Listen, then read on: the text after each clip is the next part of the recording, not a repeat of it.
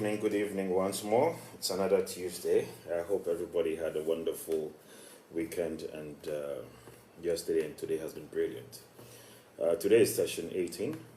Session 17 was entitled The African Dream, and the highlights of that was basically, I shared some insights into my dream of building a Pan-African business and expanding into other African countries. And I talked about, for example, I think Liberia. The interesting bit there was primarily what we did with the bank's vote, the vote that was 100 years plus old, that we had to hack and reset the combinations for it. The lesson in that was, I think I made mention to what Richard Branson once said: if somebody gives you an opportunity and you can't do it, say you can do it and then go figure out how to do it. So I think it's something that has stuck with me in terms of any challenges that I come across. I look at it and I tell myself, well, I can do it. The ones that I can't do, I find somebody else to do it. So don't just get up and accept any opportunity that comes. You have to evaluate what your capabilities are, what resources you have, and then also if it's possible to leverage your network to get that opportunity sorted. I also talked about the economic and the purchasing power of some of those smaller countries, Liberia, Gambia, and Sierra Leone. They are not just an issue of purchasing power. Also, the level of development came to play. So I think I mentioned how when you're going to such markets, you have to do some homework. You need to have a good understanding of the market size, the disposable incomes that people have access to that they can play with, the infrastructure that is in the country. Liberia was plagued with a lot of power outages and stuff like that. You also have internet connectivity issues.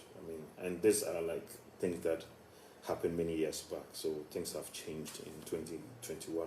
But I think a lot of these things that I shared are still relevant. I talked about the Francophone countries. It's also very interesting, very challenging, because one, the language is a big challenge. If you're bilingual, then that's a massive plus. I attempted learning French and I think that it didn't go anywhere. I don't think I'm gifted with languages, so that didn't help me much. But the main thing about the Francophone side is that the big companies that are out of France have a lot of leverage and influence and seem to control a lot in the Francophone countries. So you also have to be mindful of those things when you're going to such markets. I talked about Nigeria. Every 1 in 4 Africans are Nigerians. Our brothers and sisters in Nigeria are like top dogs. They are sharks. They are solid. They are smart. They've gotten the fighting, spirit. They go all out. They are not lazy. They are fighters. And anything that you want to do, you go in there. Either they are doing it or they can easily clone you. So you want to be smart and thorough in when you're getting to Nigeria. How you want to get in there. Smart partnerships may help, but you got to be careful as well. But for whatever it's worth, I think that it's always good to explore and go into these markets to at least learn, and then if you're lucky, you may hit it, right? The other thing I talked about was Ghanaian companies don't really branch out. We are very always just in Ghana. You don't find companies that are Ghanaian owned in other African countries, for which if any Ghanaian company wants to go into those markets, they can leverage those relationships and then enter those markets.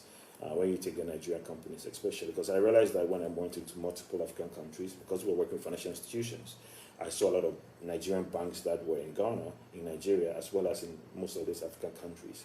And even some of our competitors, in Ghana that are of Nigerian origin, I saw them also present in those other countries. So when you have such a reach, these guys are broadening and deepening their base, meaning that they are also getting more firepower against you. So if you're going to be competitive, then obviously you're not in a position of strength. So I employ Ghanaian companies as much as we try to have a good base.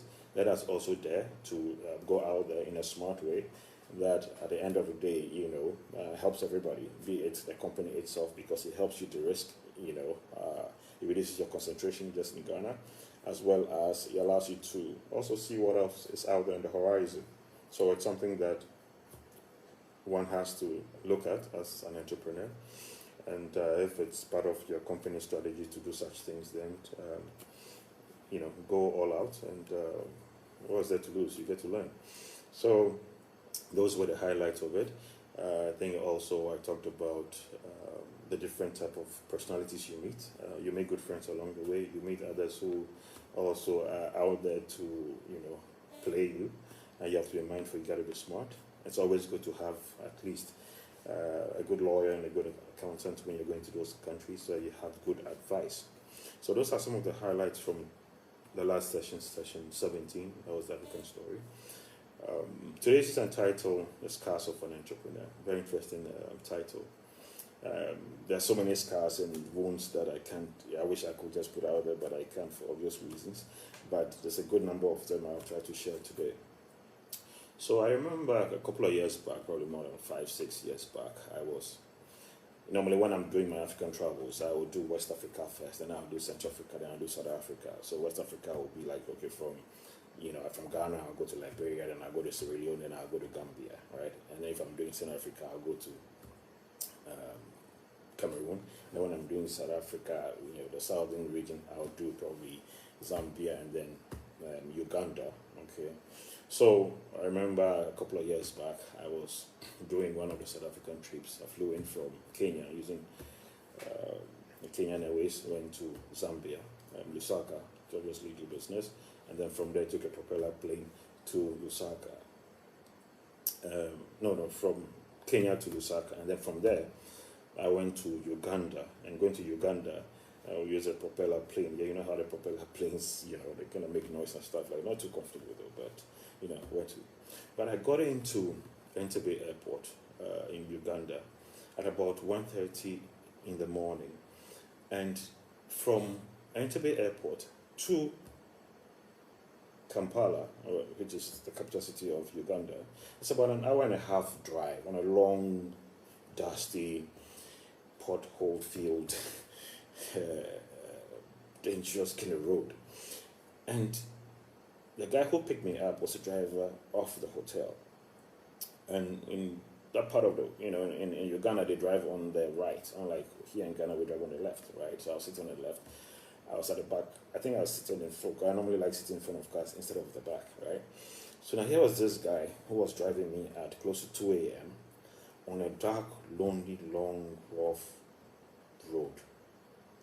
And whilst he was driving, he was speeding as well. And I was asking myself, what am I doing here? What am I searching in this life that I'm risking my life in a foreign country at 2 a.m. with a stranger? Now, what if this guy decides to, pull a fast one on me? What is going to happen? So I had all of these thoughts running through my mind, and I was like, what, is this really worth it?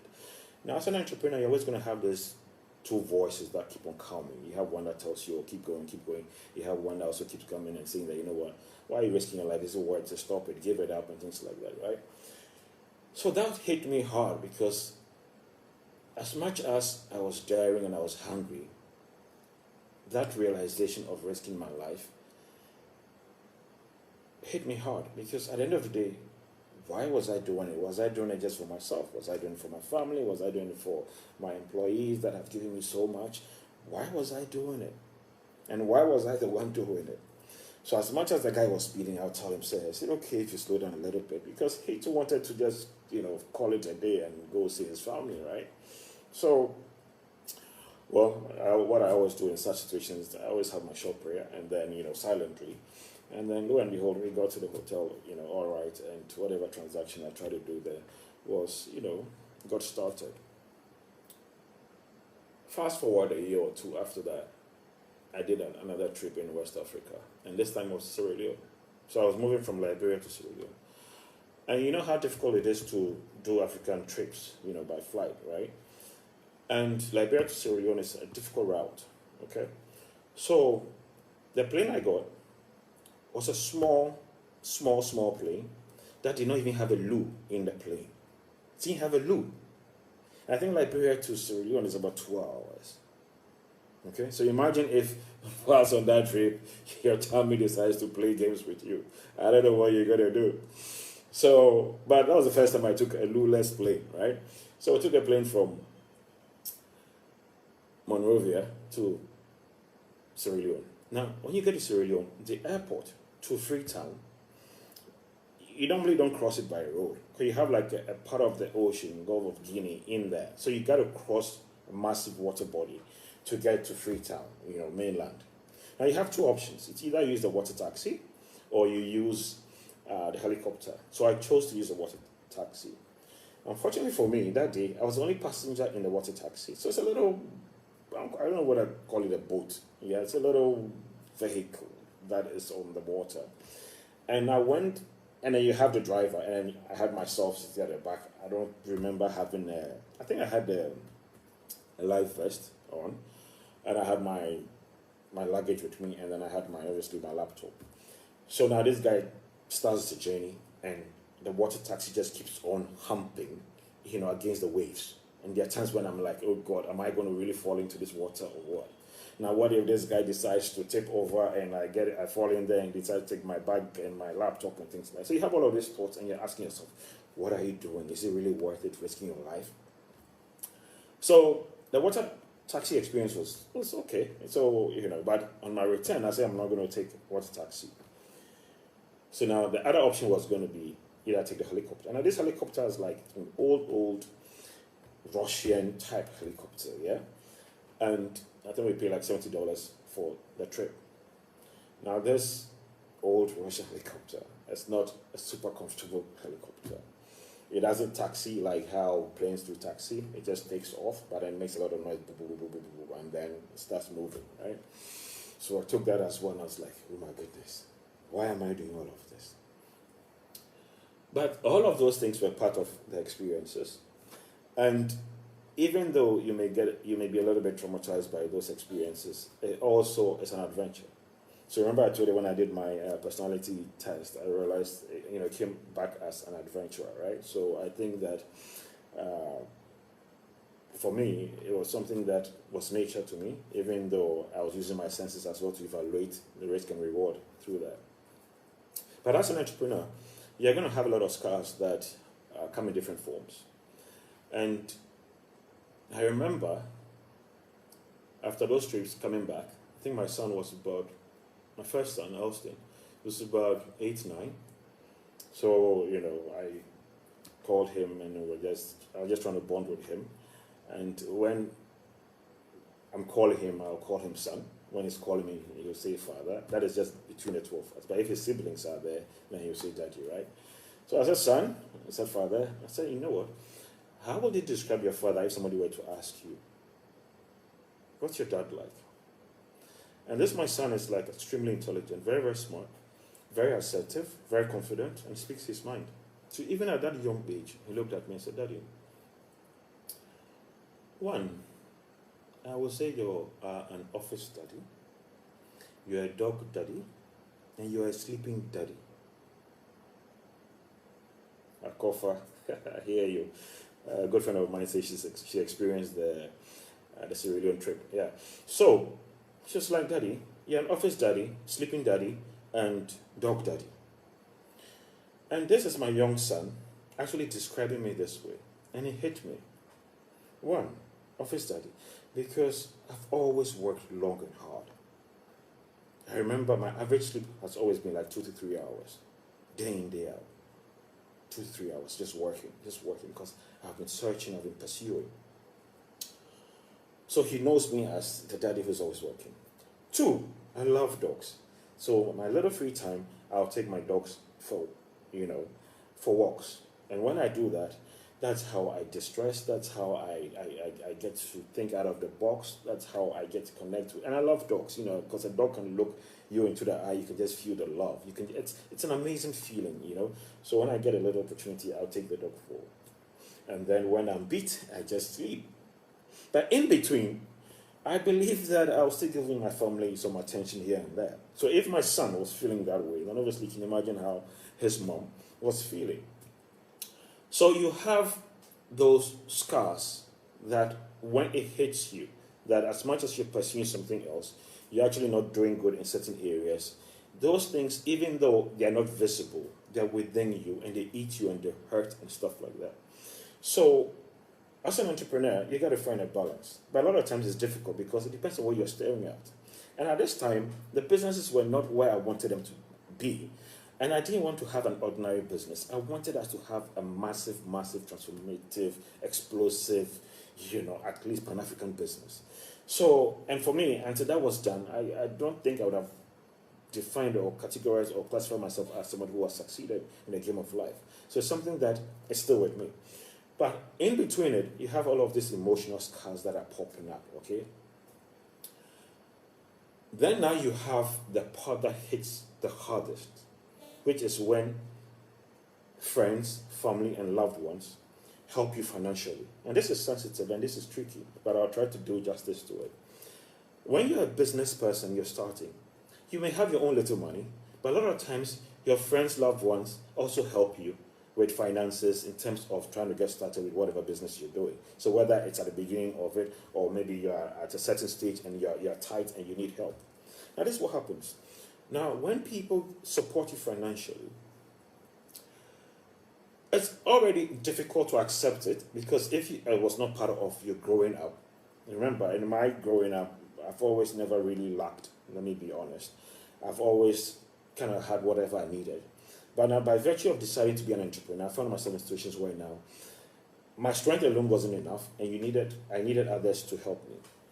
Now, it's interesting because you're going to have a class of people who will help you and use it against you. That cuts deep and hurts. There are those who will help you and not use it against you. And when you're not able to honor your promise of whatever you promised them, as in when you're going to return it, if you're going to return it, and what you have to return it with, now that is tricky. So you have those who would come at you and talk to you anyhow.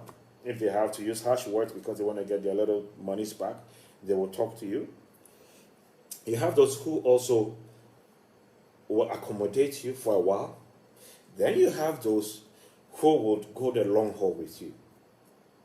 And I've been fortunate enough to experience all of these. There are some who will even take you to the police station that you have defrauded them.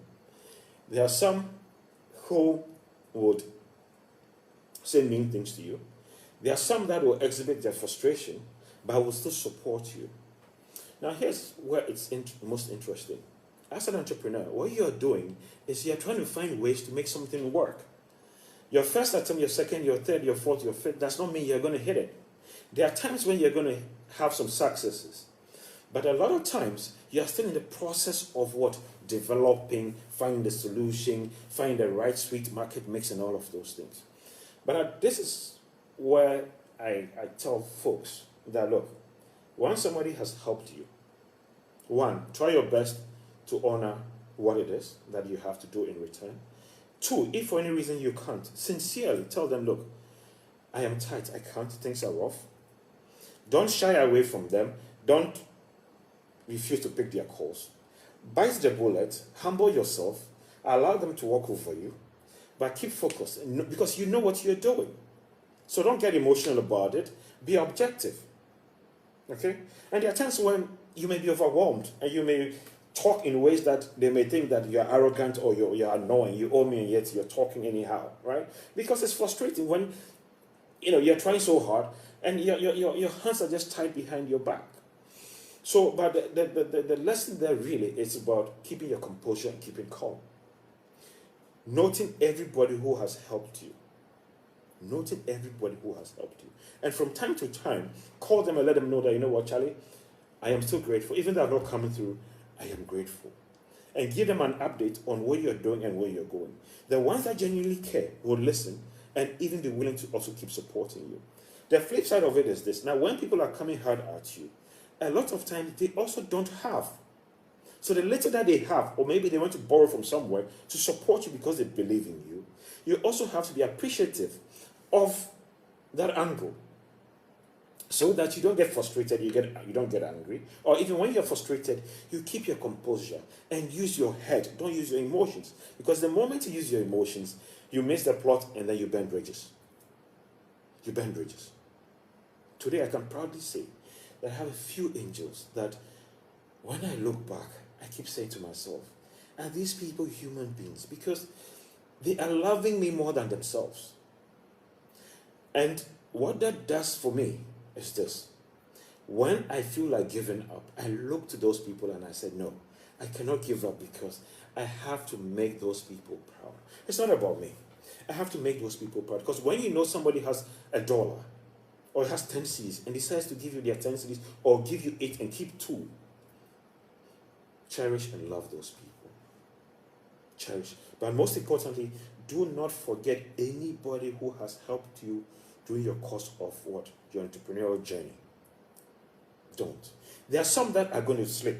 There are some that you may miss. But if it comes to your attention, don't ignore it. Talk about it. Communicate and put it behind you. So that is the most sensitive and the most difficult part of being an entrepreneur. And especially when you have a conscience. It eats you. It eats you and it's hard. So there are days when I can lie in bed and I honestly feel like crying because I've given my word to somebody and my expectations are just not coming true. And it hurts. But you can't keep on, I remember a story in Gambia where there's a guy who owed another guy. And every time the guy, the creditor will go, after the debtor. And the debtor said, oh, I hope to pay, I hope to pay, I hope to pay, I hope to pay. Then one day the creditor was like, can you stop hoping and just pay? And my friend who told me the story, it was very funny and we all laughed about it. But that is something that you have to also be mindful of. So one, if you're giving money to a friend or whatever it is, know that that money may not come back or it may delay. Two, if you're doing it, it's always good to make it clear what your expectations are. When I had or anytime I have and somebody needs assistance, I give and I tell them, look, take it, make the most out of it. Don't worry about giving it back to me because I don't want you to have that pressure and I don't want money to come between us. When I need you to return it, I will tell you, the guy, I beg you, return it at this time with this or whatever and all of those. So that communication's got to be clear.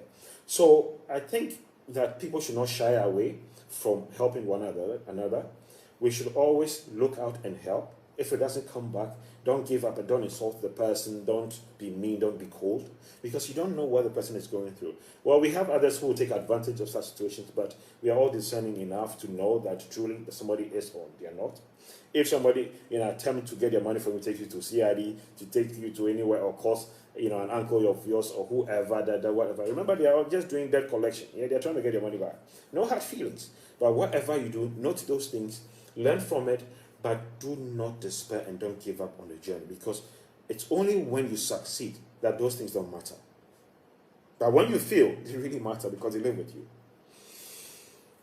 I finished reading Elon Musk's book, I think about a month ago.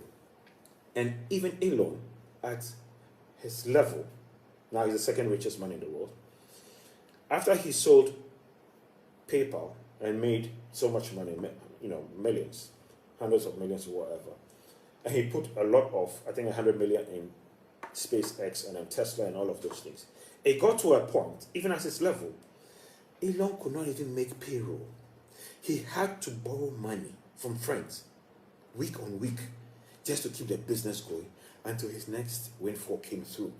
He was at the brink of bankruptcy, even at his level. So as an entrepreneur, yes, it's hard. Money is always a difficult, sensitive topic. But remember that it's all about the end. But let's be smart, both parties, all parties, in how we support ourselves in it. So even somebody, you may have given money to somebody and it's not forthcoming. Always touch base with them. Not even about the money. Oh, Charlie, how are things going? Any challenges? How can I help? Because when you have such conversation, there may be a suggestion or connection or something that you may chip in that may turn the tide. So when you're supporting somebody, don't just do it and sit back. Do it and don't go in as, because I've given you to, I want to be your boss. You got to find a balance. The next scar that hurts the most is when you're a small business, your staff, your employees are your family. If you're a compassionate, loving, genuine, sincere leader, you will love those few people who have put their lives on the line, sacrificing their dreams to help you achieve yours. Now, when those people play you, it cuts so deep. It hurts.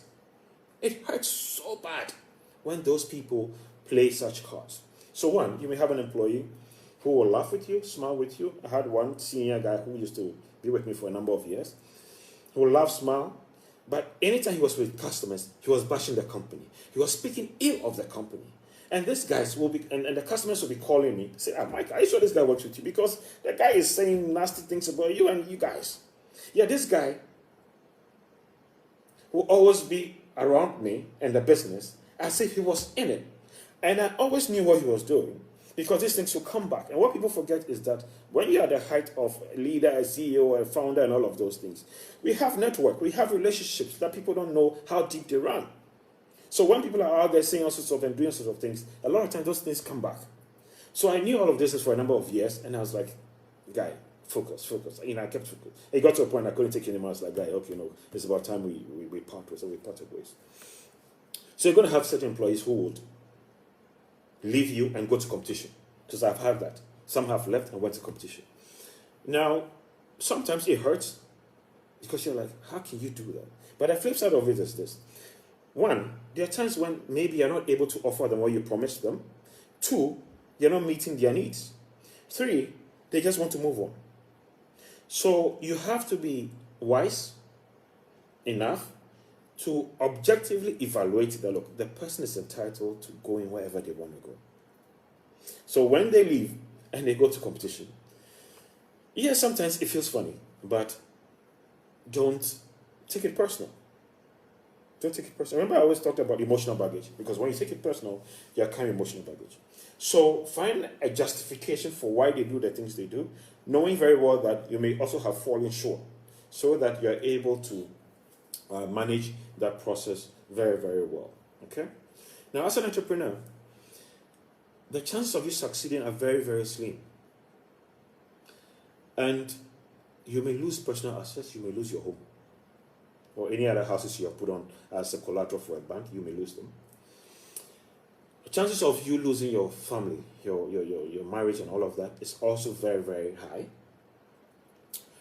Those closest to you will start doubting you, because the longer it takes, they'll start doubting you. Those who are closest to me, they always used to hear me, Michael, say, Charlie, I'm close. And someone say, hey, Michael, I'm close. What actually? You've been saying this for a long time, or Michael, are you sure? And we'll laugh and joke about it. But guess what? Stuff does take time. So when you have people doubting and beginning to say all sorts of things and all of those things, don't take it personal. Acknowledge it, but let it motivate you and stay the course. Because when God gives you a vision, the vision is yours. The vision is yours. It's not meant to be an easy road, because if it were, a ton of people will embark on it. It's not meant to be an easy road. But in all of it, be true to yourself, know yourself. Because in the process, you're learning your weaknesses, you're learning your strengths, you're learning how to do things better, and you're growing. When you do self-reflections, you're going to realize it. Or as time goes by, one or two people may be telling you that, oh, you know what, I've noticed this, I've noticed that, I've noticed this, I've noticed that. You're also going to get people who are close to you. Some may even send you job leads. Some may even organize job interviews for you, because they think that, Charlie, I think they do, you know, we'll go far. You're struggling. So please, call it a day and just be like everybody else, right? So those are hard decisions. And when you have family, you have kids and all of those, you got to pay school fees, pay the bills and do all of those things. It's tougher. And when you're a proud man, where you think that you have to provide for the home and be the man and do all of those things, and now you're not able to, now you're deflated. So it's a mixed bag of chunk. But you have to stay true to you. So as an entrepreneur, you're going to go through all of these things, and it's not going to end. But you don't give up. You don't give up. I have good friends who describe me as hard. Charlie, I'm hard. The experiences make you hard. And hard, not in a bad way. Hard in the sense that, one, you get to a point where you really know who you are, you know what you want and how you want it. And a lot of times you are firm about it. Two, you've got to the point where you cannot easily be manipulated because of the experiences. So you have to find a way to also manage and balance that, because you have to use different gloves to deal with different people. So even being hard, you have to know when to be sweet hard, hard, hot hard. I don't even know what that one is. So, pardon me.